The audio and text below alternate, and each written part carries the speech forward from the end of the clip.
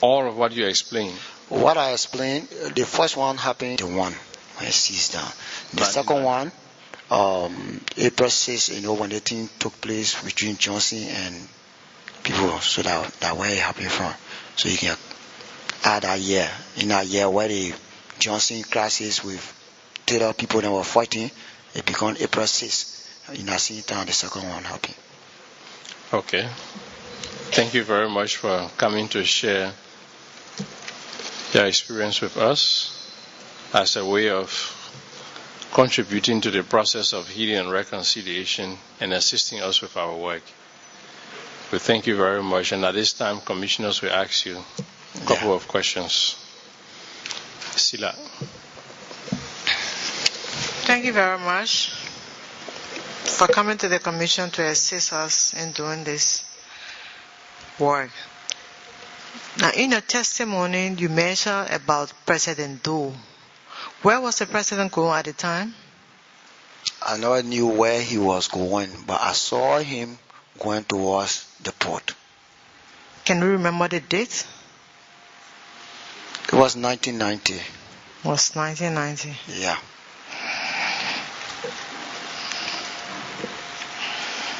In 90, going to 91. In there. You also said that at one point in time, they were trying to fire you. Can you remember the name of the commander or the person who were trying to fire you? I can't remember the man's name. I don't even know his name, but I can remember a friend that fought alongside with him, that he myself being a friend from even Sunny Kole. So only his name I know, and he now can know the man that he was talking with at that time, which is Cyrus Moe. Cyrus what? Moe. He's my friend. That he and myself were together at the time when the general and he were talking, and the general told me to lay down. Not Cyrus told me to lay down. So where is Cyrus now? Well, I don't know. Very long time I haven't seen him. Now in Nagbah, till you're ordered to get in the car, can you clarify this? You made a statement on your way to Nagbah because you said when President was captured, you were trying to see if you can reach across the bridge. The confusing. Now you mentioned something about going to Nagbah. Yeah. Can you clarify that? Yeah, I said I was going to Nagbah because from FE where my sister lived I went to, and to Nagbah where my mother lived was not too far. Okay. So when my sister then left, I decided to go check on my mother whether she was still at Nagbah, because she's a woman that's very scared, and we were fighting in the house when Nagbah. You can only just walk and go through the market up the hill there to her place. Okay. All right. So besides you that, and after beating, you didn't know what happened to the other people that? Only after going. Thank you. Mr. Westner, do we understand you to have said that at the beginning you were at BTC? At the beginning, I was at Chicken Soup Factory. Yeah, as I said. And later, I went at BTC. And that from BTC, you used to go to Freeport? Yes. To look for food. And one time you saw President Doe passing, and you concluded that this thing will result to something. Yes, I decided to run. You decided to go back to get my family. And get your family from BTC to across. Yes. When you got to across, where were you stopping? I was stopping right behind Cutter Pass. Right behind Cutter Pass. Even going at that time, coming across, a straight bullet took my sister's now who is in the States, her son. Straight bullet hit him. When we reached home, he was already dead. Right behind Cutter Pass, they had a Ghana people houses that they are very big, long. That's where I was stopping. People there said no me. So at the time you went to Nagbah, Who arrested you and took you to Lagbah? It was Shafa Norma. No one arrested me to take me to Lagbah. I was at Lagbah to my mother place when they arrested me and put me in the car and took me to the Oro, as I said.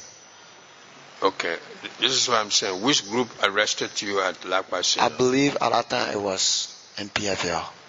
NPFL? Yeah, because the men that were heading those guys that arrested me was Shafa Norma and he was with NPFL. Thank you. At the free port of Monrovia, when you went there to get the food, and you saw Ecomog who tried to save you or who saved your life, were there others who were along with you besides your own group? I don't know what you mean by your own group, because I was not with our group. Those who were with you, those that they arrested, you said you were four of you were there. Yeah. Were there other people who were around who went there to get food as well? Plenty of people who went there to get food, but as I said, there many of them escaped. So we that were in the bus, because when we go there, sometimes when we know that we are passing, we were laying down. Some people will go in when other people come and other people go. We were laying down in when they caught us in our old bus. So we were about 4. Other people ran away. But we were more than that when we were there. Okay. At the barrack, before you left to come, was that a practice or constant practice for people to leave from there and go to the free port to get food? For what you're saying now, only those that could really take the risk to help their family, their ladies and things. But some of us that we feel that we could speak certain language and pass through 1 or 2 times while you're passing, people see, I don't think it was really a problem for us. What language do you use? I use Loma. Loma? Yeah. Did they not use any other language besides Loma? No, Loma. Okay, thank you. Thank you. Thank you for coming to the TRC and for sharing your story with us. One of my questions is, when the people came to Chicken Soup Factory, you said later on you went to the barracks. How did you get to the barracks? It happened that at Chicken Soup Factory, almost at the aluminum factory area where we live, I and my mother with the other children. My mother was too afraid, and she said that she wanted to go. She moved closely to GHRV area, but we were still at the house. So she was behind us each time. It happened that one night we were laying in there, then we heard a gunfire firing from behind us, going to where they call Pasatown area. When we came out, we saw that one single soldier, which at that time we used to call them two soldiers, were firing, chasing 2 other guys. He said these guys in her arm were coming in. At the time they were just coming. So there where we noticed that people were coming out, we decided to leave the area to run away. That's how we left. And which route you took? I took the straight Canaville road. When I came out Simeco there where we saw the soldier then were having a combat. You used to see the combat before you pass. So now we leave begging there before we go. I even said escape, left my wife behind with my daughter, with my uncle, then I went later before they came and met me at the barrack. Okay. And then the second one is, did anyone else die from you during the war? During that time? During that time, I said that my sister lay son that was with us. Got killed. How did he die? I didn't get it. We were escaping from the barrack coming, as I said. We never knew a stray bullet have touched him. When we reached at quarter past, understand, behind quarter past at the house, that's how we got to know that stray bullet touched him. And he was buried right at feet to where now the people building those, I know that store. When you going as Jamaica Road, from Cattle Park going to Jamaica Road, the stores and all the building on that side, there where people used to bury me in it. They were buried. So at any point in time when you enter the free port to get food to bring out, did you go with anybody? No, I never went with anybody. You were always alone. I was always alone, even though my uncle and myself were in the house. Yes, I used to get out too. So now we go in the pool, we see one another, but everybody was after what you can get and come out. So to say, oh, I will follow the man, if behind that man, no. Everybody used to go. When you go say you see friends or you see person that you know, you after what you will get. That man get, he not coming to wait for you, say, because me and the man go, he will find means to come home. Now, only Loma you can speak? I speak Loma. What? I hear Kyo. I hear Mano. But I speak Loma. Well. You speak Loma? Yeah. How about Pele? No. You don't know Pele? Okay. Thank you. I forgot to ask you about your mother. Where is she now? My mother is here. She was in Ghana, but she here now presently at Tingo village. Thank you.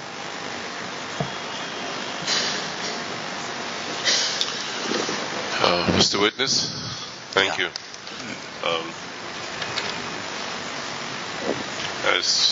First of all, I can see that your life has not been an easy one, and God seems to have blessed you a lot, because you told us about almost 3 times how you escaped death. Could you help me with one incident, the situation at the port, where you went to look for food? You said, what group was that you met there that intervened? Excuse me, one thing I didn't mention here was how Grenade was sent into the warehouse. I was present. I never mentioned that. Okay. I used to go into the port where we were, the container, the black, those container to the door. And another container or another container. So we used to manage to get onto that container, get at the roof, where the roof was spoiled by other people who wanted to get food, tie a rope, the cloth, we tie until it reach down, tie on the roof. Okay, that cloth will hang on and come down. Then we tie our bag. After packing our bag, then we tie that same cloth rope. Then we use the cloth, we climb up, leave the bear behind, climb up, and then hold the rope that we climb with to bring the bear up. When you finish, then your friend to do it on. That's how we used to go. Immediately I came out from the warehouse, got down, I saw the the pickup came. And at that time, I never knew who they called, neither Prince Johnson or who. All I felt there, the next man they called Ray was the Prince Johnson. He was the one I saw clear. That came with the pickup with some men. Understand? To another come in the port, they started coming in the port. And then some of our hiding in the quarter behind the container thing. They just sent the grenade into that warehouse. Boof. Everything I took from that warehouse, I left it there. Started to see how best I can manage to go again for my life. When you heard that people died from that warehouse, that God saved me from that age. So you heard that many people died. Could you estimate? Were many in there. Thousands upon thousands were in there. So you have old men in there. You have old man in there. You have women in there. You have children in there. That could be brave to go. Anyone of any family whole that could say, oh, today I'm brave to go find something for their family, were in there. So they were innocent people simply looking for a way to get some food to survive. Yes, they died in that warehouse. With this grenade, maybe more than 200, 300 of them may have died. Yeah, people died. So that's there like a massive. 2 warehouses that got burned. The first one got burned by grenade, which people died. The second one, it got burned by matches because of the heat. People were there. That one, it was the people themselves that went to go loot. I see. Thank you. Also, you talked about one of your nephews or something that died. Yeah. How was he killed? As I said, when we were coming from the barrel, coming across, we never knew how the bullet caught him. But when we reached home now, we noticed that it was bullets the one that touched him. So it was like a stray bullet. Yeah. Not any direct.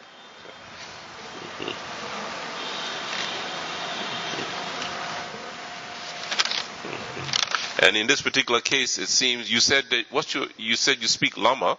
Yeah. But is that your particular ethnic group also? Are you from Lofa? Well, I'm a Kru boy. Your crew. Yeah. So my father is Samuel Bokenangwe. That was the vice president for Bidara Harris that died. So you speak the crew also? I don't speak the crew. Oh, so how did you learn the Lama? You visited there? Or? Yeah, my stepmother was a Lama woman who reared me. Oh, okay, I see. All right. So that seems to have been your good luck that day. Yeah. God bless.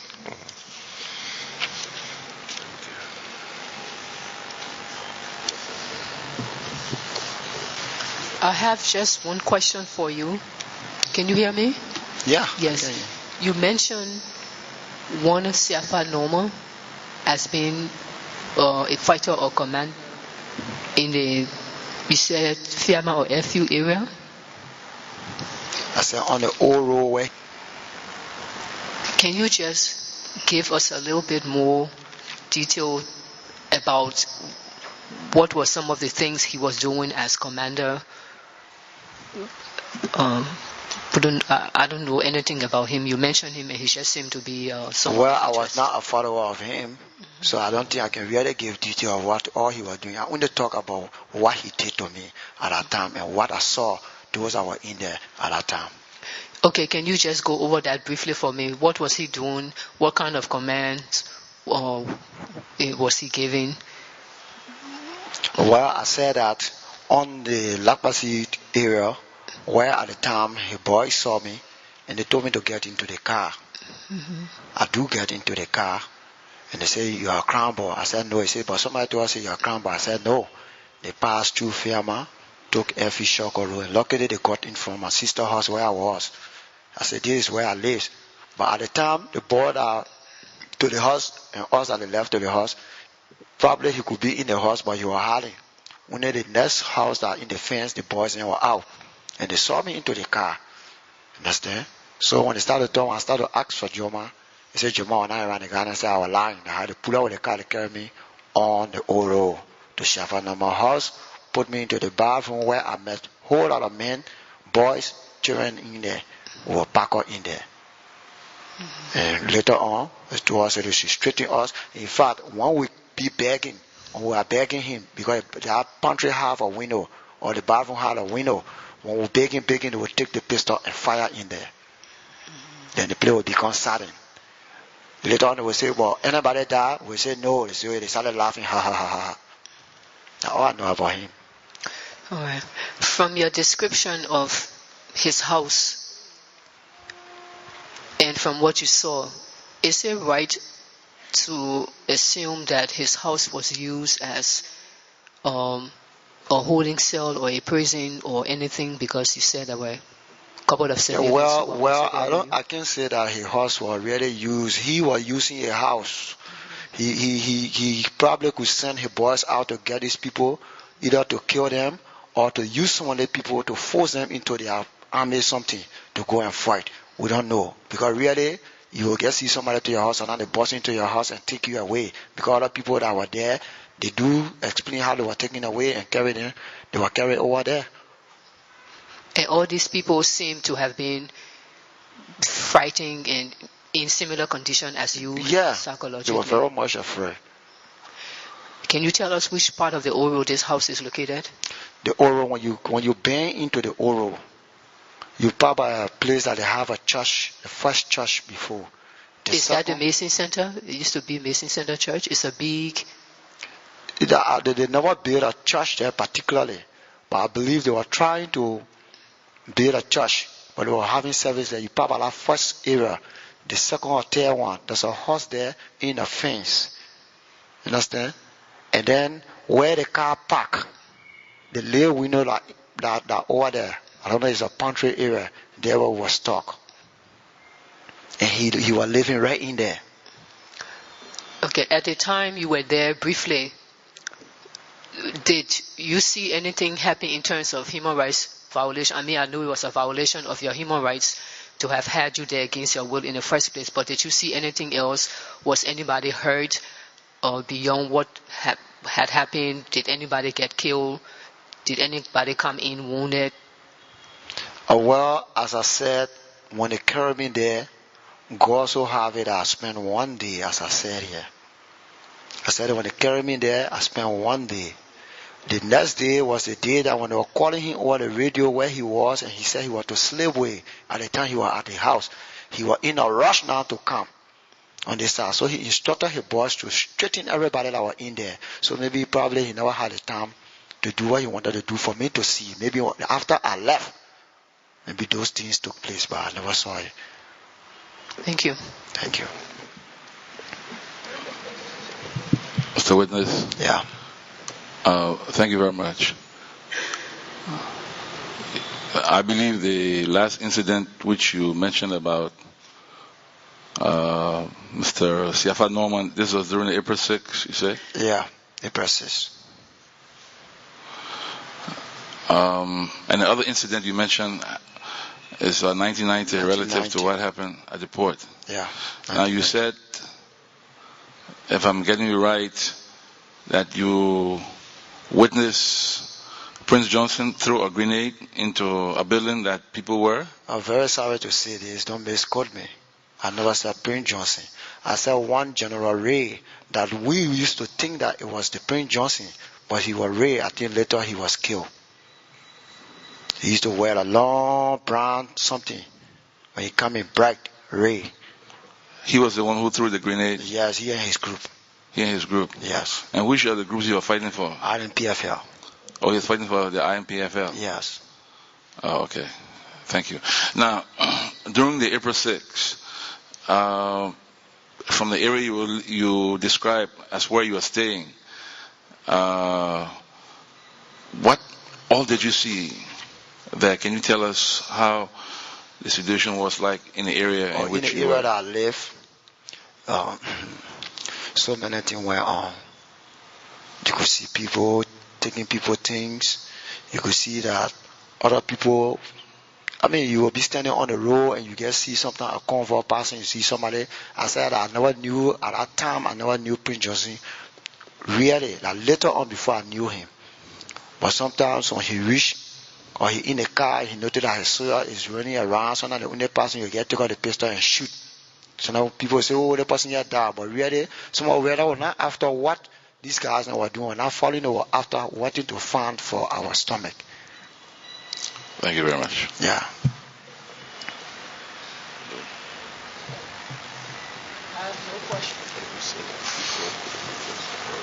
There were times when you had to pay respect to the combat. To the combat. Can you explain that? You know, when we run in the combat, before you pass, you pay the respect. That respect you pay to the combat.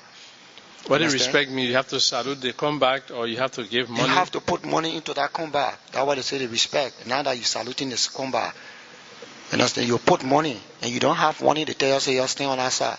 Then you can't go. You can't go. But I never have money. So you spend so the whole day begging. Some kind of way, I power them. So they had a particular person who was manning the combat to make sure as you put the money in, they take it out or what? Well, yeah, they have, I mean, that group. Anything they're doing as an organization, anything they're doing, they knew what they were doing. Maybe they knew what I mean were collecting was for all of them. While the other people having a gun, straight in. I said, right in front of Freeport.